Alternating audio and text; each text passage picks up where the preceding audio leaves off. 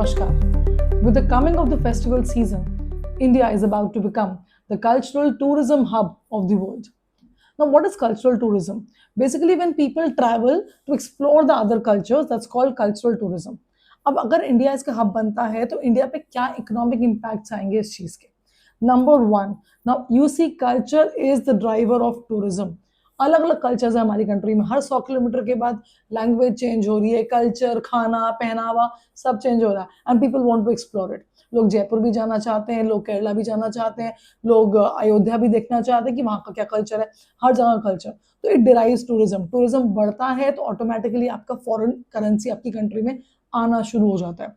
Number two, हमारा industrial growth बढ़ता है इससे, क्योंकि लोग जो यहाँ पे आ रहे हैं, चाहे वो बाहर से आ रहे हैं चाहे डोमेस्टिकली ट्रैवल कर रहे हैं, कहीं ना कहीं डिमांड बढ़ाते हैं हर एक चीज़ की. अगर वो डोमेस्टिक ट्रैवलर्स हैं, होटल में रुकने तो वहाँ की डिमांड बढ़ेगी, खाने की डिमांड बढ़ेगी, सामान की डिमांड बढ़ेगी. बाहर से आ रहे हैं वो यहाँ से सामान लेके जाएंगे, शॉपिंग करेंगे.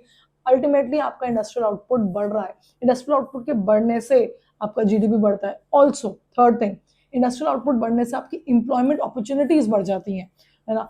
बहुत सारे सेक्टर्स में एम्प्लॉयमेंट क्रिएट होती है, ना ही रिटेल भी है, हॉस्पिटैलिटी है, इनफैक्ट अलग अलग सेक्टर्स, हैंडीक्राफ्ट्स हो गया, इन सब में हमारी डिमांड बढ़ेगी तो एम्प्लॉयमेंट ऑटोमेटिकली बढ़ता है. Number fourth point is when you talking about urban regeneration of the heritage sites.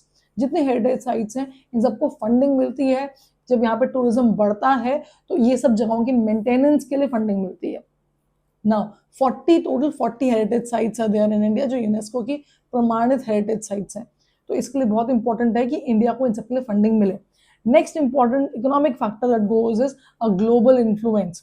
एक सॉफ्ट पावर होती है जो हमारे फेस्टिवल्स में और कल्चर में होती है, जो खाली फोटोग्राफ्स नहीं होती हैं, लोगों को जोड़ती है हमारी कंट्री के साथ, जो हमारे को एक ग्लोबल पावर मिलता है, ग्लोबल रिकॉग्निशन मिलता है हमारे कल्चर को, हमारी वैल्यू सिस्टम को. And the last one is inclusive growth.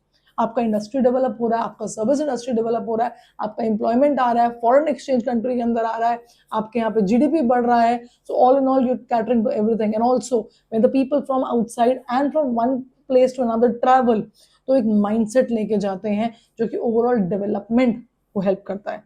But the point is, will India actually take advantage of this cultural tourism in the country, या जैसे कि आज तक होता आ रहा है हम अंडरसेल करेंगे इसको.